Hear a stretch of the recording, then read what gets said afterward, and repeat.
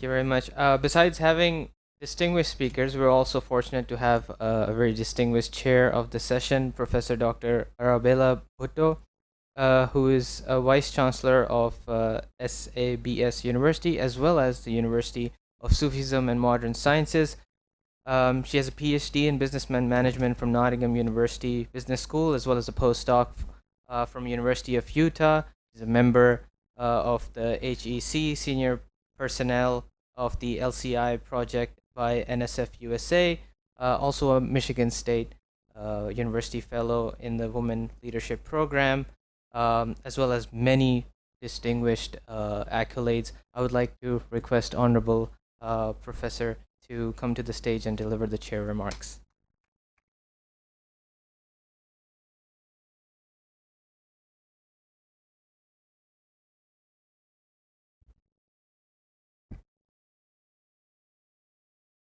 Bismillahirrahmanirrahim.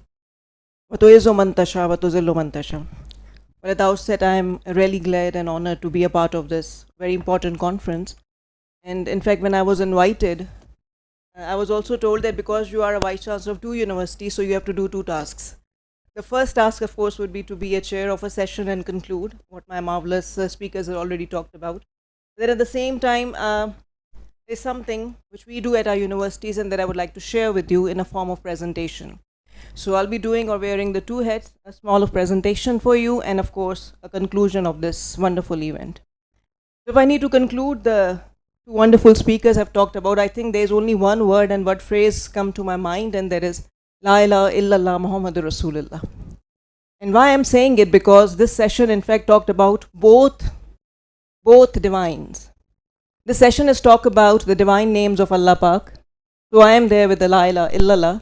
But then it talks about the Asma Husna of Prophet Muhammad, peace be upon him. So to me, this session is all about the reflection of this one statement, and I think that says everything. Beyond that, I do not say any capacity in me to talk about it. So going beyond that, let me share with you something that we are doing at University of Sufism and Modern Sciences at BITSHA.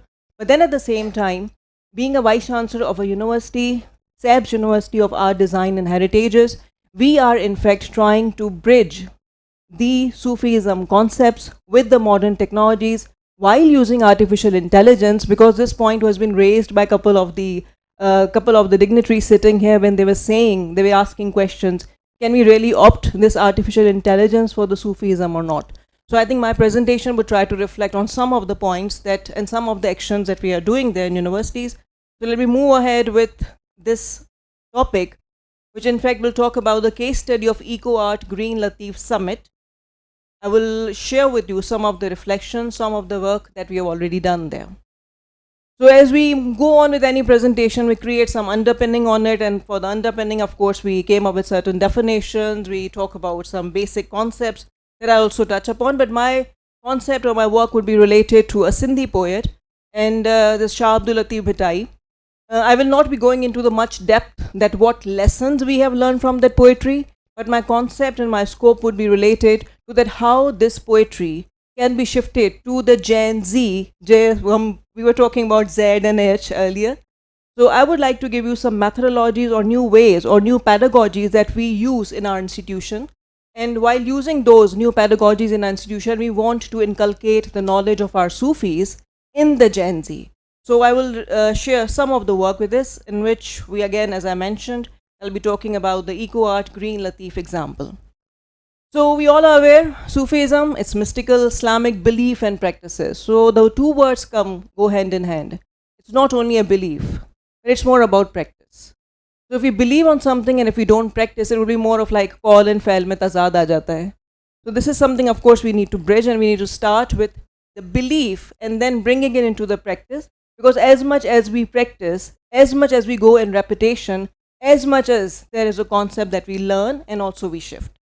So what we are doing, in fact, is trying to understand this concept of tasawwuf at our universities, but then again try to reflect on that tasawwuf with this new pedagogy that we have designed there.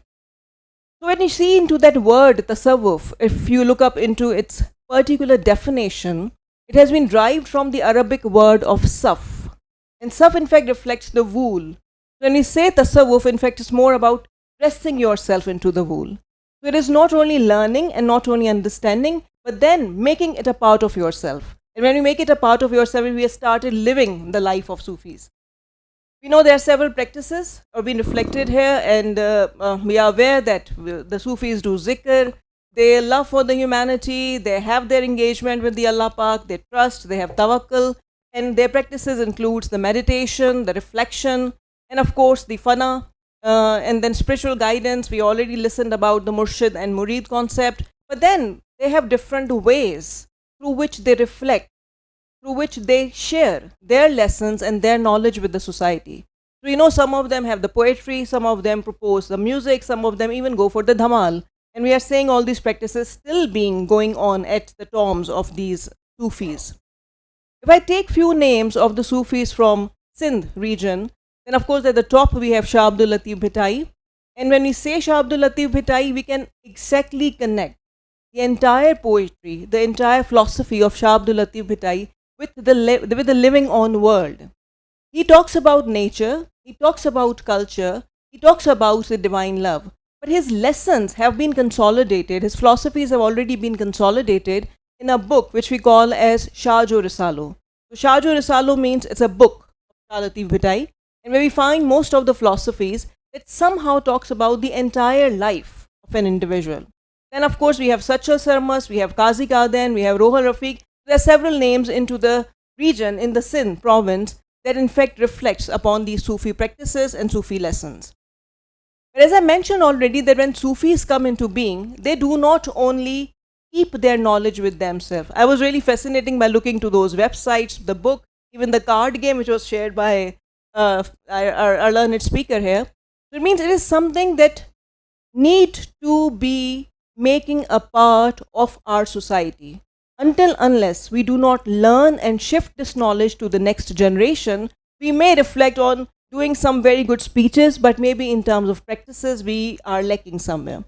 So what the Sufis have been doing, they have been promoting emotional, ethical and spiritual growth alongside their own intellectual developments.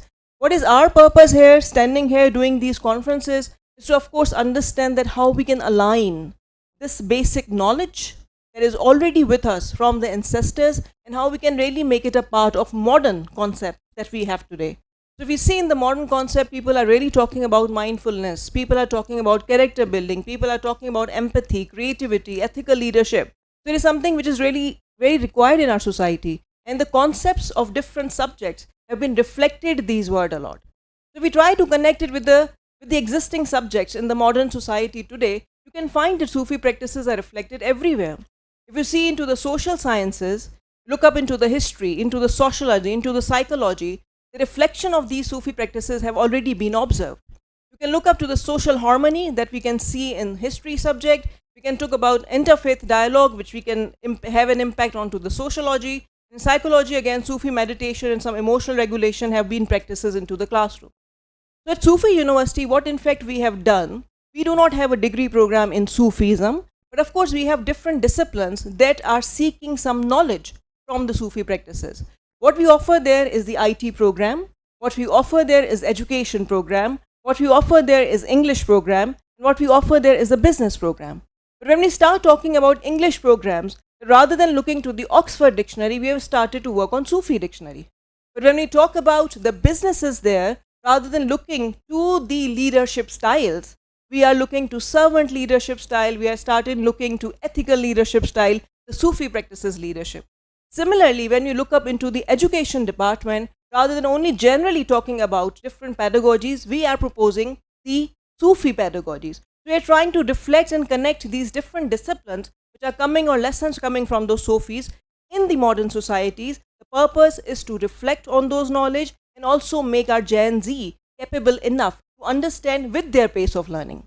So if we look up into the basic sciences, of course, biology, Sufi practices are coming there. We know ecological balance, we are talking about climate change. These issues are already been done. And from these Sufi practices, which I'll share as an example, how we can really think and work on it. In physics, we know the concept of light or noor. And in chemistry, again, alchemical symbolism, things exist there. Business administration, as I already talked about, the social responsibility, servant leadership, the ethical advertisement, they all can be connected with the concept who are coming from the Sufis. And when you talk about the information technology, of course, artificial intelligence, ethics, cybersecurity, ethical hacking. So you can just imagine how these different words can go hand in hand. So when I started to connect these different concepts that exist into the Sufism with the modern technologies, I came up with certain words. And those certain words I try to connect, but try to see how they can influence each other. If we look up to the modern concept of social and emotional learning, we have observed that through zikr and through muraqabah, it is possible that these kind of mindful and social emotional learning can be promoted. So what we started doing there, in fact, we came up with certain exercises that could help our student process emotional and ethical dimension mirroring Sufi introspection. Moving on further, we have looked up to the concept of khidmat-e-khalq, and that in fact talks about the service to humanity, and we try to learn some lessons from it and apply it into the experiential learning and service learning. So again, it's a learning by doing, and what we try to do is to design certain projects where student can really solve the real world problems, which they could be connected to the poverty elevation, could be connected to the climate action, and so on. Then again, Sama and Kalam, which has been related to the music and poetry, and here in fact we connected to the creativity and art. And then again, when you see there's a STEM, science, technology, engineering and mathematics, but again word art has also been a part of it. When you look up into this all creativity styles that are not only promoting creation but at the same time inculcation of the technical skills, we in fact ask our student to create some art which is relevant with the poetry, in which the lessons can be extracted out, lessons can be reflected out, and they can be converted into the form of illustrations, whether through fine arts or even generating the prompt through artificial intelligence. I can work up into the different media projects. Fana, again, it's a concept of eco, which talks about the purpose-driven learning, and in which what we do, we try to connect the education to the personal and societal goals. So we see that every individual has its own capacities, has their own skills. So we promote, or we ask our students that how they can utilize their own skills and they can use it for the betterment of the society. So not only this, we then connected it to the sustainable development goals, because this is the dire need of society today. And these sustainable development goals, rather going from number 1 to 17, we can say it's been starting from the no poverty and then reaching it to the partnership. Here what we have done, we have focused on different SDGs separately, but then seeking the activities and the skills from different kind of universities, of course that include University of Sufism and Modern Sciences and the SABS University of Art and Design. We in fact organized an international summit. And that international summit came up with the title of Eco Art, Green Latif, Nature and Culture. Now you can see in this event what we have done. We have learned the concept of poetry from University of Sufism and Modern Sciences, but then at the same time we came up with the art with the help of artists and designers in the university, SABS University of Art, Design and Heritages, and then we converted into the mathematical models. When you say mathematical modeling, it has been connected to the artificial intelligence, it is connected to the augmented reality, it is connected to the virtual reality. So looking at these very different kind of disciplines and then combining these different kind of disciplines, we left a very fascinating videos for you. So if you're interested, you can go and have a look to that video on the link available. And then we came up with a work which is very distinct in its nature. Now you can see this work is exactly reflection of a poetry of Shah Abdul Latif Bhittai. I will not read those entire poetries, but on the extreme right hand side of your screen, you have a Sindhi poetry written. So what we did with the Sindhi poetry, we translated it word by word. You can see in the table in the downside. So every word in every single box is a translation of a Sindhi every word. Now once they have been converted into this language, then the prompt being generated, but before doing that, we sat with the poets, we sat with the philosophers who in fact trying to tell the exact story of this poetry to the students, who will then convert it or generate the prompts. So it was more of like thinking exercise, the creativity exercise, where different philosophers, different artists and different poets sat together. We had a long focus group discussions and we learned lessons from the poetry. Then we allowed a student to reflect upon it. And they reflected not only in the form of AI prompts generated, you can see that's a work of an AI that's been there, but then at the same time, the artist came up with their own illustration. And those are visible in our galleries and even into the catalog box, which I will love to share with you. That's one of the work created. And then here you can see it's another work. So if I just read one poetry, the translated poetry for you, those drivers were well rewarded, who from ocean depth brought out gems, whose worth none can calculate. Now, this in fact is the work which was only focused on Sustainable Development Goal number 13.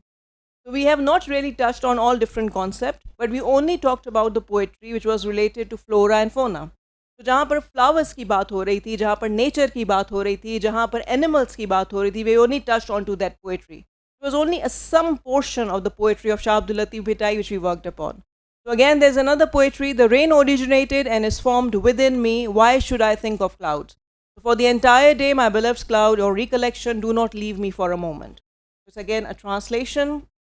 Another translation for which the prompt being generated and says, whales are not caught by spreading net in shawls, have good provision of the sea and net made of strong dyed cord. You are in shawl and hollow creeks, the deep is still away. It means, again, there are so many lessons from these poetries. And finally, there's another work which talks about flowers from which Jacquereau were created. The clay is priceless. Such a precious flowers the creator created himself. So having said this, after doing this entire exercise, in the conference, in fact, we established the PAM Research Center. And PAM Research Center, in fact, talks about the poetry, art, and mathematics. And this entire research center is working and devising new curricula. Because somebody was asking, can we really develop certain curricula through which we can share that lessons to the institute? And I'm really grateful to you, sir, for inviting me here and making me a part of this conference. Thank you. Very much, Honorable Professor Arabella Bhutto. That was really inspiring work to see how you've managed to develop that curriculum. Really inspiring to see. We would now like to request Honorable Chairman of the Muslim Institute, Sahibzada Sultan Ahmad Ali, to present the souvenir for the chair of the session, Honorable Professor Arabella Bhutto. Please, if you could receive your shield. I would now like to call the speakers one by one, starting with